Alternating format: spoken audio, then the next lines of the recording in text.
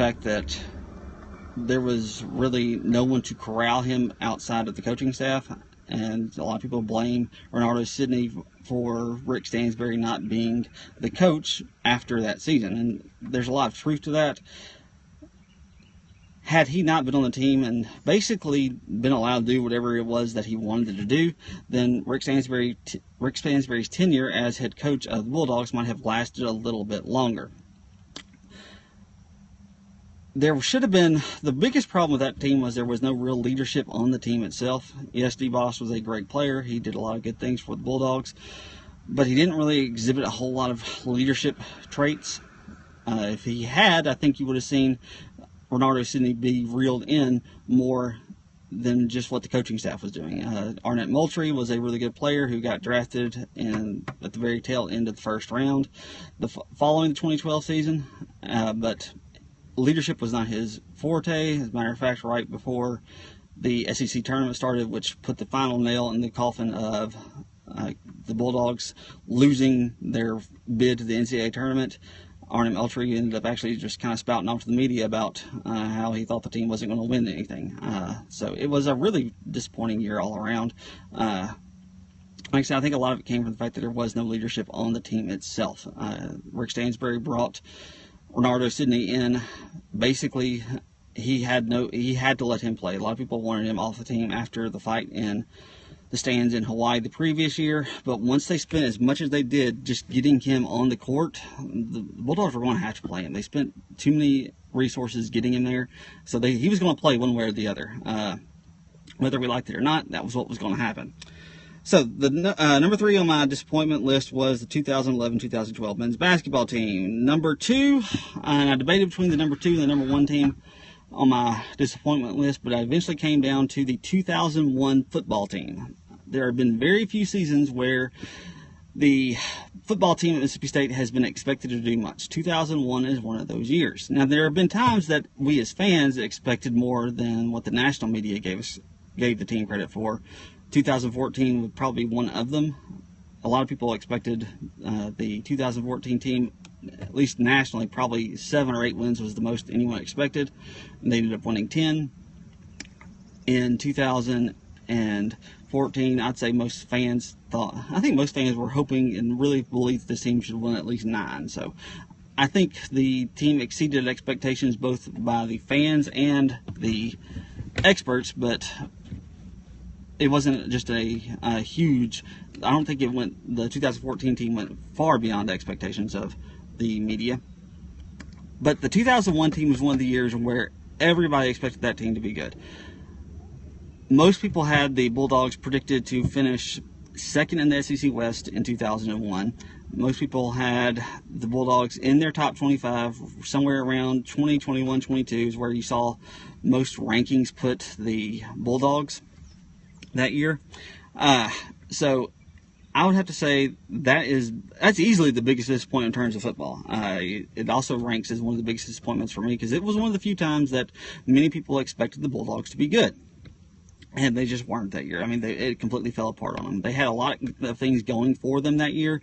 They had basically a 4-year starter returning at quarterback in Wayne Madkin, who up until Dak Prescott, you could easily say was the best quarterback that we've had. It's not saying a whole lot. Wayne Madkin wasn't a great quarterback by any stretch of the imagination. It just shows how we haven't had a whole lot of production at the quarterback position. So we had Wayne Madkin returning. We had arguably the 2 best running backs in the country, or at least you could say the best combination of running backs in the country returning that year as well.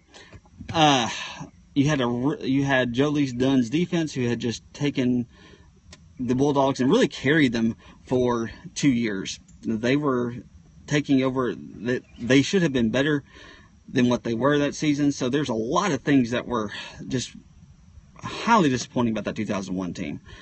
The defense was really not good. I mean, they were actually terrible. There was things that made us that maybe we should have seen from the 2000 team that should have said, hey, this defense isn't going to be that good this year. That there were some times when, especially against LSU in 2000, where all of a sudden the defense just kind of fell apart. There were games where they just didn't play as well as they should have. 2000, they didn't play that well against Ole Miss. So we probably should have seen the collapse coming a little bit further.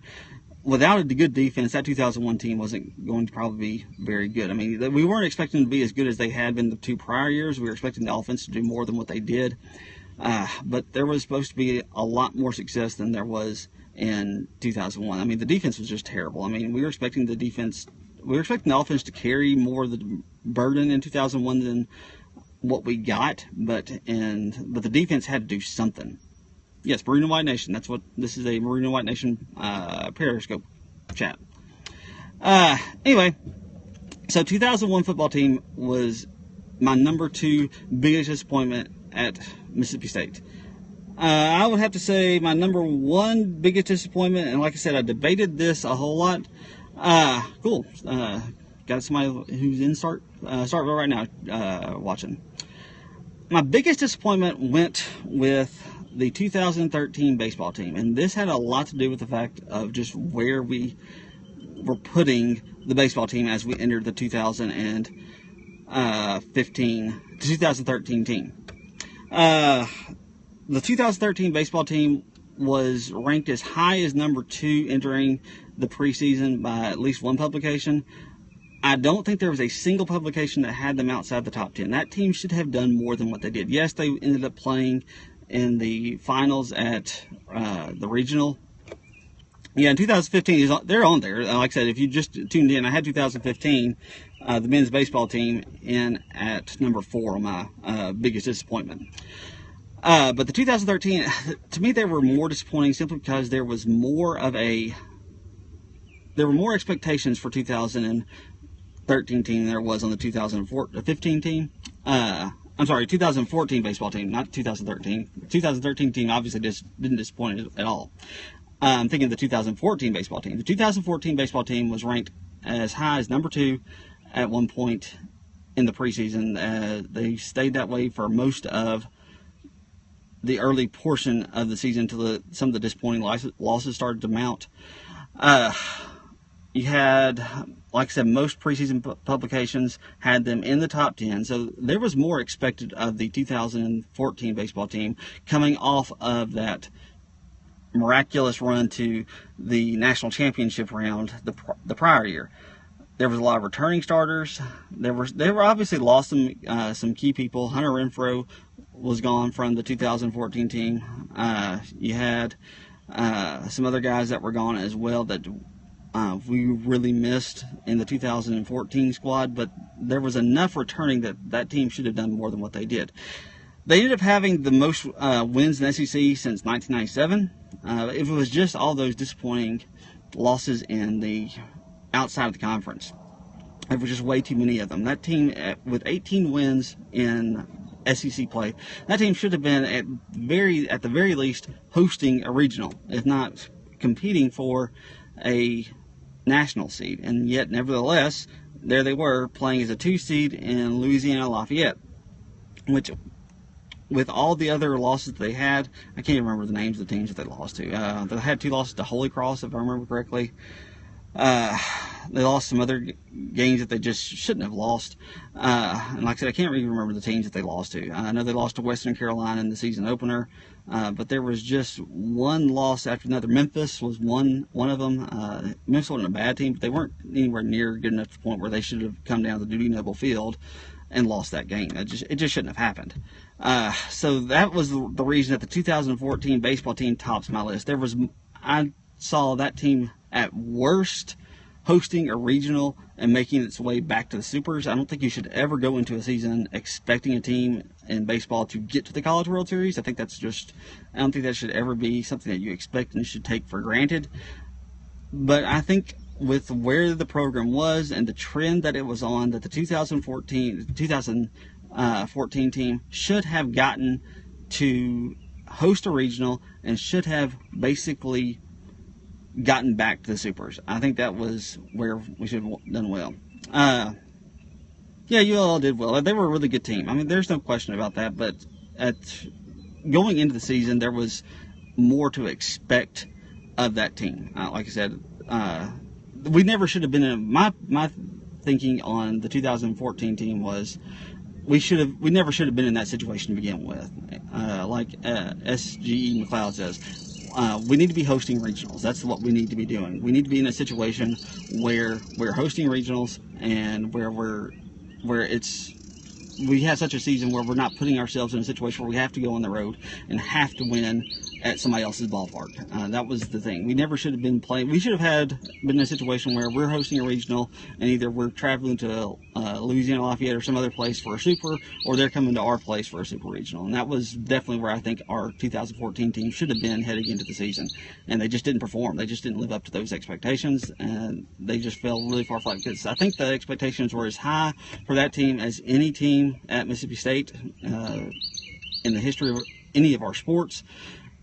And they just didn't come anywhere close to what a lot of people expected that team. And we ended up seeing that disappointment go, the team fall even further in 2015. So, anyway, to top it off, give you my top 5. Number 5, once again, was the 2004-2005 basketball team. The number 4 team on my list. I just lost my list. Where did I put it? Number 5 was the 2004-2005 men's basketball team. Number 4 was the 2015 baseball team, the team that just finished up their season about a month ago. Number 3 was the 2011-2012 men's basketball team. Number 2 was the 2001 football team. And my number 1 disappointment as an MSU fan was the 2013 baseball team. Yeah, the main 2000 football, I remember the main game as well, but like I said, I wasn't expecting much of that team, so even though that was a disappointing game, it wasn't a game that I expected. I wasn't expecting much of that team to begin with. That was maybe the most disappointing, or if you want to talk about worst teams in general, you could probably put that the team that lost, the football team that lost to Maine, on there as one of the worst teams. But it wasn't the most disappointing team because I wasn't expecting that much out of that team. But yeah, we lost that game 9-6 or 9-3 or something like that, or 6-3. I can't remember it. I try to wipe that from my memory. Anyway, those are my top 5 disappointments. Tomorrow I'll talk about the teams that have brought the most. I'll talk about the teams that have brought the most joy to me as a Mississippi State fan. The teams that have been the most fun to watch. I'll give you my top 5 list for those tomorrow.